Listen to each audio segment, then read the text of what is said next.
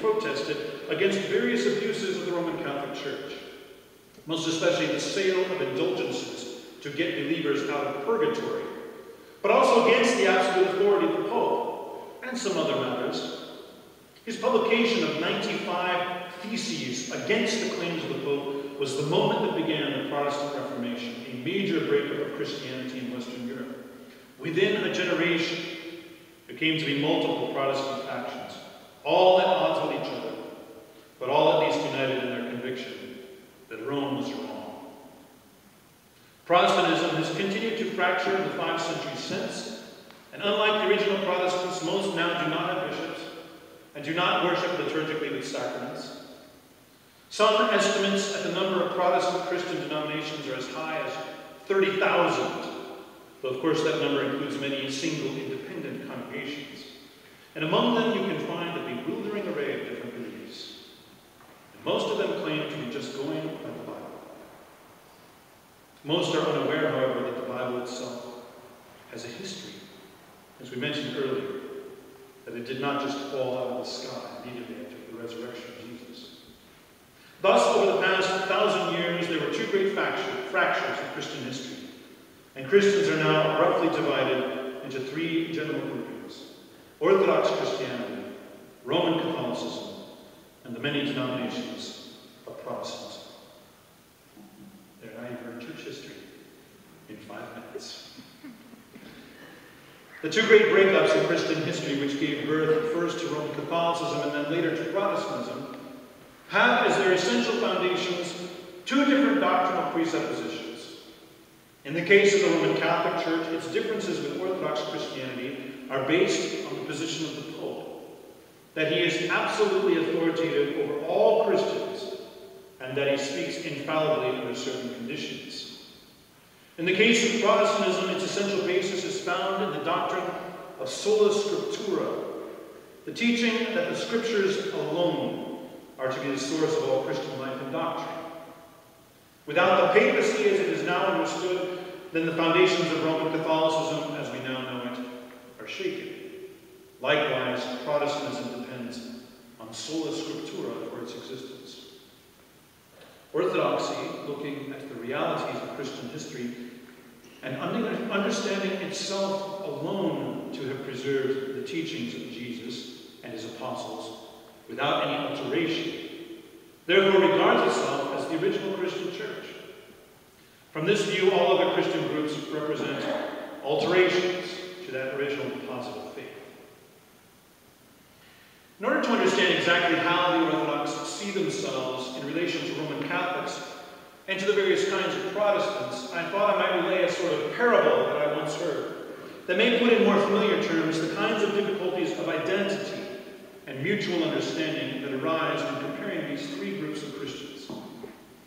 Imagine, if you will, 2 men, a white American and a black American, visiting Africa.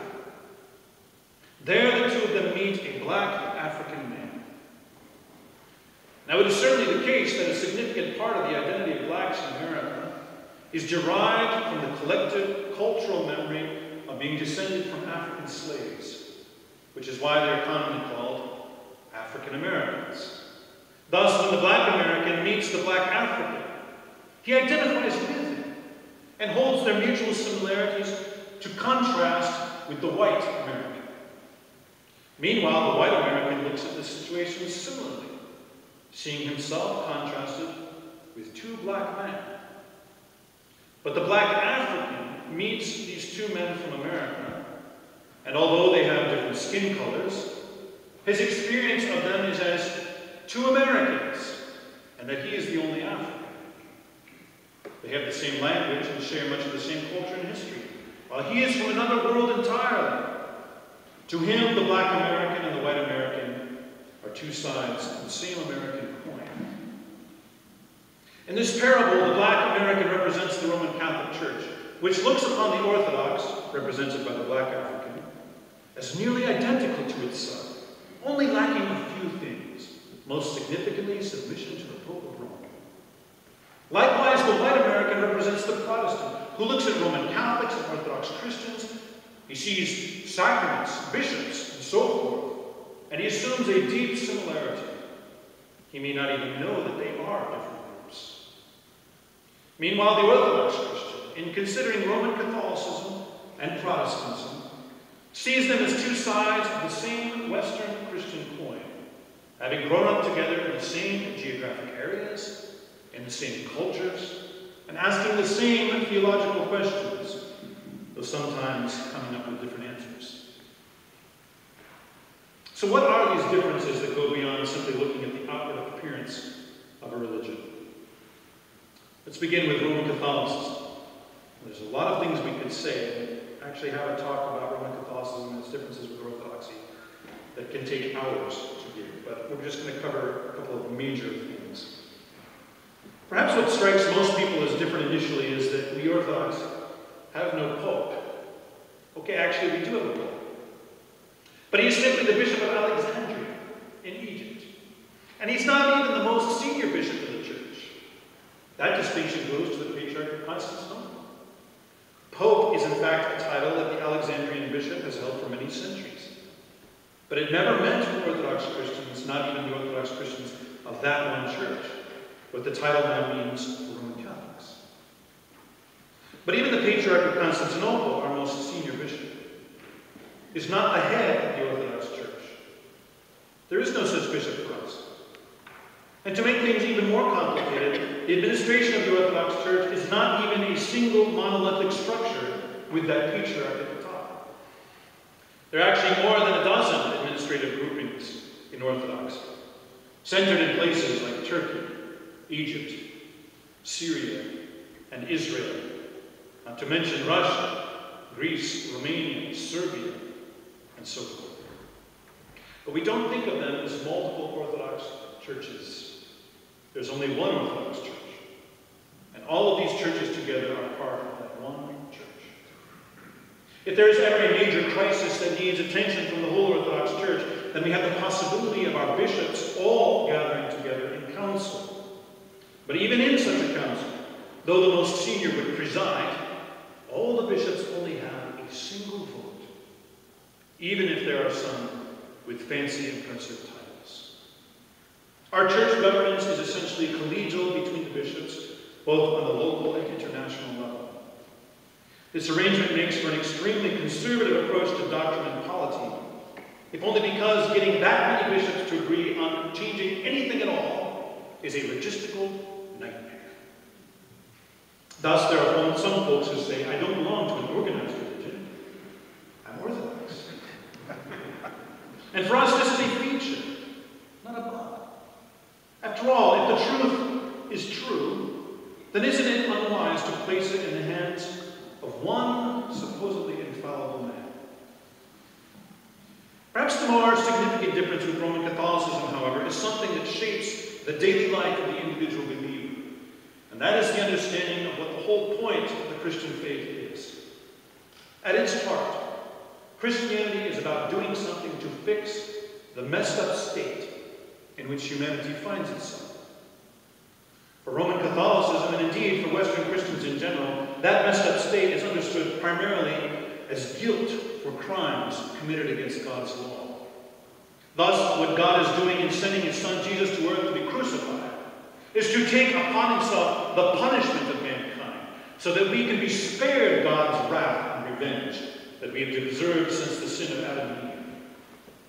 Or to put it in the cynical terms, I recently saw in a cartoon on the internet, God has been blaming everyone who ever lived for the bad behavior of two people.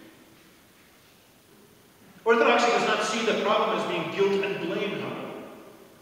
Rather, when Adam and Eve sinned, what they brought upon themselves and therefore have transmitted to all their descendants is corruption and death, spiritual and personal entropy, if you will. We inherit from them the tendency to break down in both body and in soul. It is a kind of infection. It doesn't matter much who's to blame. Rather, what matters is that we have this disease, and we need the cure. Therefore, what the Son of God came to do in becoming a man, in dying on the cross and rising from the dead, was to come into contact with death, with that entropy, and to destroy its control over mankind with his infinite divine power. We can therefore be healed of our disease by participating in his crucifixion and resurrection through life in the church, especially in sacraments, which Orthodoxy calls the Holy Mysteries. Thus, while Western Christianity sees a crime that has to be punished, the Orthodox Church sees a wound that has to be healed. To give an example of how this might work in a particular situation, consider the ethical difficulty of an ectopic or a tubal pregnancy. In such a pregnancy, the embryonic child has attached himself inside one of his mother's tubes rather than in her womb. If the pregnancy is brought to term, both the child and the mother will die. Most Western Christian ethics would say that an abortion is the only option, and therefore the mother and the abortionist and anyone else involved is not guilty of any sin, because there is no blame to be laid. Only one life can be saved, and that is the mother's. And that's true. An ectopic pregnancy can never result in a living child. But Orthodoxy would look at the same situation and admit that an abortion is indeed the only option, but the question of blame does not enter into it. Rather, there is a wound that must be healed because a human life has been deliberately taken, even if it was unavoidable. The wound would be much greater if the procedure was solely by choice, but there is a wound nonetheless. Even someone who kills another person accidentally with his car is wounded in his